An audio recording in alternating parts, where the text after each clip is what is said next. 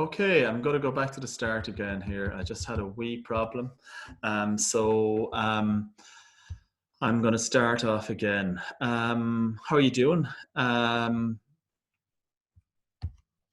going to look today at, I suppose, values in games, and I'm going to look, I suppose, more specifically at how we use games in a practical way to address social change.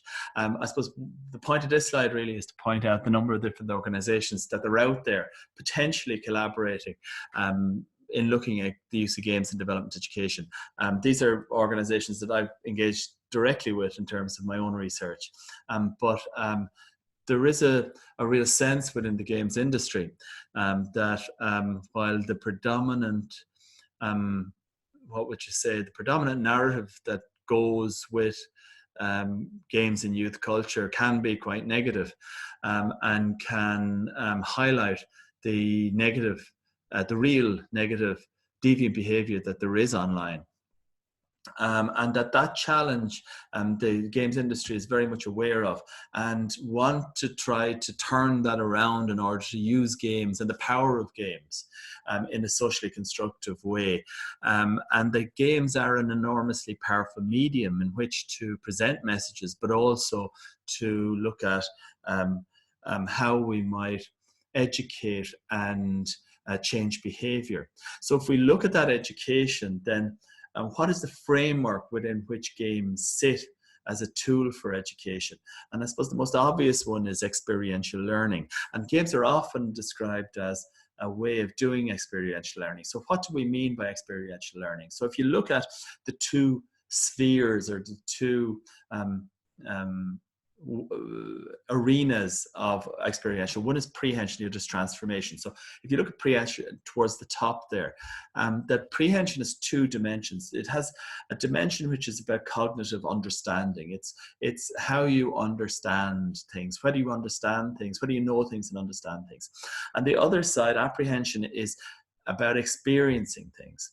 And experiential learning would suggest that you learn and you understand and you absorb and you get to know things better by experiencing them. And that balance and that combination of doing and learning by doing and it leads to much more comprehensive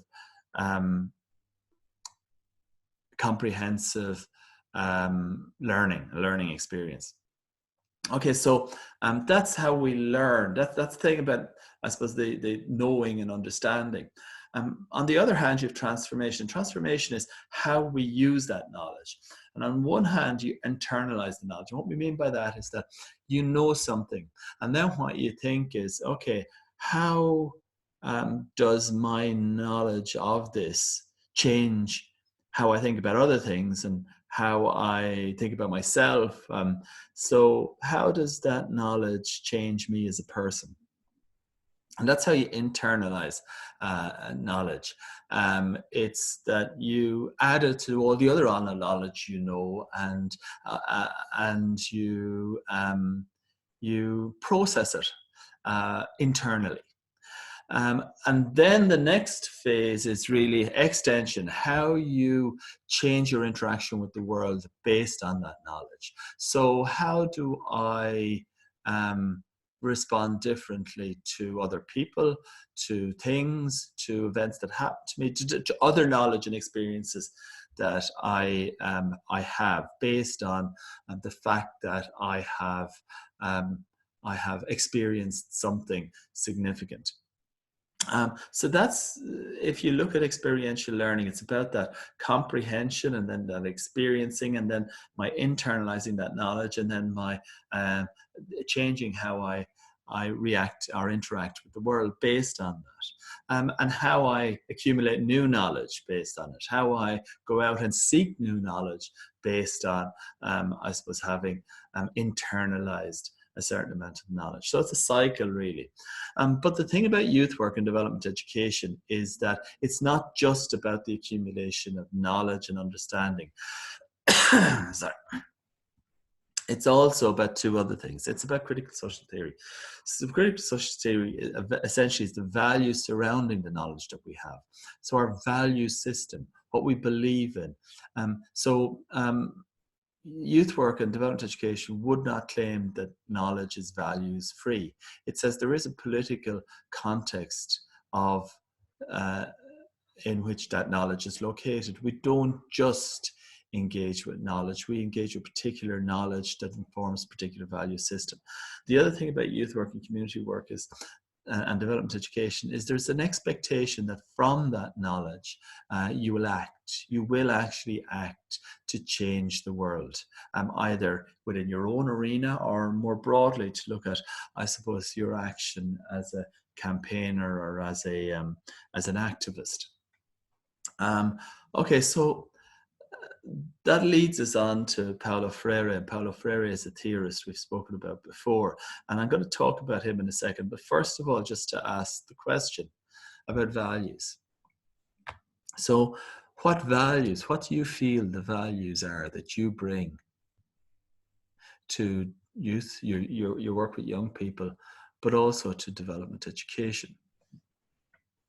And I just want to outline here, I'll get it up here in a second.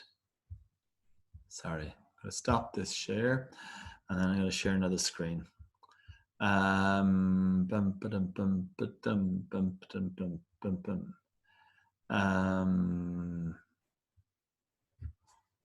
I had this problem before. Where is it?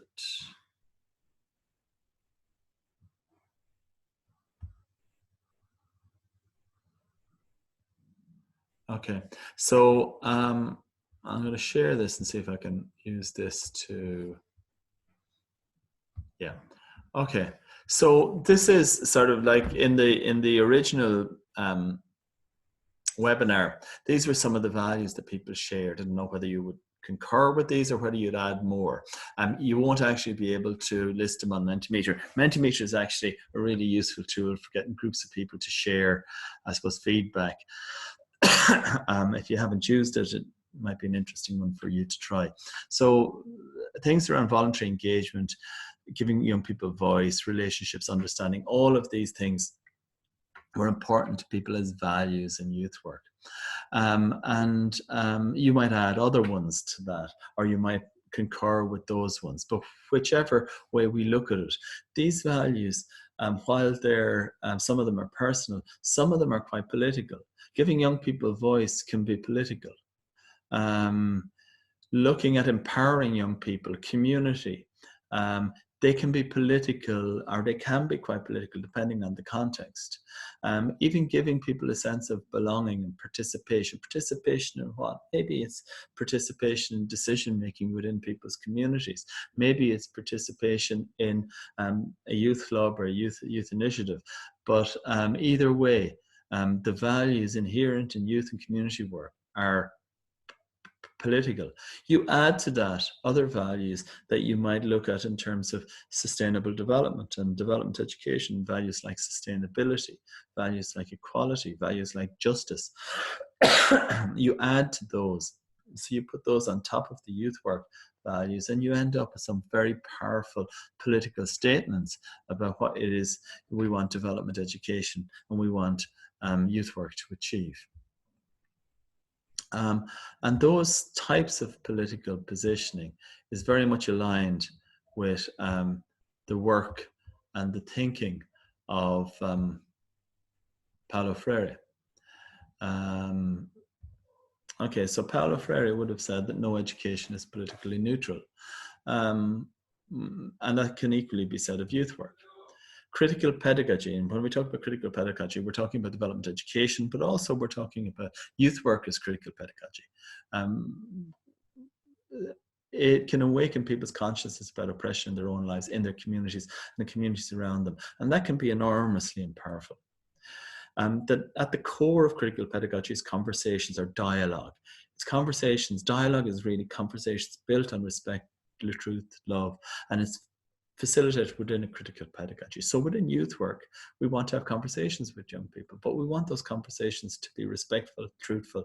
We want them to be conscious of there being a trusting, loving environment between each other within a group and between the facilitator and those young people who are in that group. You also want to youth work, development education, critical pedagogy to encourage effective action. And finally, critical pedagogy. Now, whether people see youth work as doing this, whether people see development education as doing this, may be open to debate. But critical pedagogy definitely sees there as being the necessity for youth, for a movement, for there to be political mobilization around the issues of concern in terms of climate change in particular, that we're talking about in this course, but also other issues that might emerge. So if you look at how critical pedagogy looks at it, what's really important in critical pedagogy is that there's an individual change, there's group change, and there's social change. So it's something to reflect about in your own practice. To what extent is there that balance between the individual, the group, and the social? So if we look at, this is why computer games excite me in many ways, is that computer games are not politically neutral. And I mean, can computer games awaken people's consciousness? I know physical games can, in that I've experienced a lot of real soul searching on the part of people who participate in physical games around social change. Conversations, there is no doubt within computer games, notwithstanding the perception that a lot of the discourse within computer games is quite negative. The reality is the vast majority of discourse within computer games is exchanges between friends in a trusting, respectful, loving, sharing environment. And that's facilitated by the technology. Can people act as a result of participating in computer games? That question is open. They can act certainly in an online environment, but will they act, will they engage with real change in the real world? And I suppose finally, what's the extent to which people mobilize around computer games? So if you look at those issues, what Paulo Ferreira would have said, and what I suppose I have a strong commitment to, is that if you look at youth work or development education, or look at critical pedagogy more broadly, the context in which change happens, and when we talk about epistemological praxis, what we mean, epistemological is just a fancy word for the philosophy of knowing. And epistemological praxis refers then to how we change based on what we know. So the fact that we change because we know and see the world differently. And that for that to happen, while one-to-one is important, for some young person, that's most likely to happen. People are most likely to go through a revelatory process of change in their own lives as a result of being involved in small groups.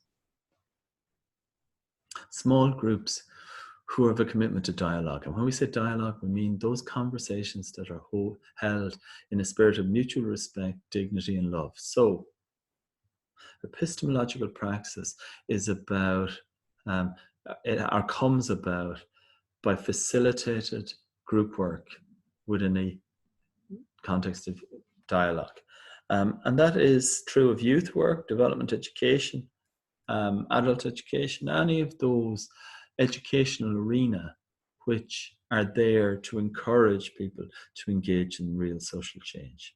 Okay, so when that happens, when you have that atmosphere in a small group whereby people are becoming enlightened as to their own power and their own position within the world and their own prospect of creating change, then that moves into community dialogue. So what it means is that perhaps there's other organizations within your community, whether they're adult education, development education, youth work, other youth organizations, other youth initiatives, that are also interested in this process of change and praxis, and that through a process of dialogue between groups, reflection and action between groups, that those groups can create a momentum for change, which in turn can lead to the creation of social movements and revolutionary praxis. So praxis that actually potentially creates real social change. So that's I suppose the process, the mechanism by which Freire, I suppose, anticipates social revolutionary change happening as a result of small group dialogue. And what Freire presents is that games can be codes upon which those conversations within small groups can be based. And then if we look at games, what we're looking at is critical games. So Freirean games. And there's a number of different writers, but Krakow and Mary Flanagan are two people who talk extensively about the prospect of using games in this way. Mary Flanagan talks about values at play and a toolkit of values at play. And she talks about creativity, privacy, inclusion, gender, public spaces, all of that. And all of these values are not a million miles away from the values that we talked about as being the founding values of community work and development education. Okay, so what I'm going to do is I'm going to hold it there for a minute, or for the moment, and we'll hold it there, and we'll look at some of these games again in the next session. Okay, so what I want to do is stop the share, and I'm going to end the recording here. Okay, so thanks a million, and we'll be in touch.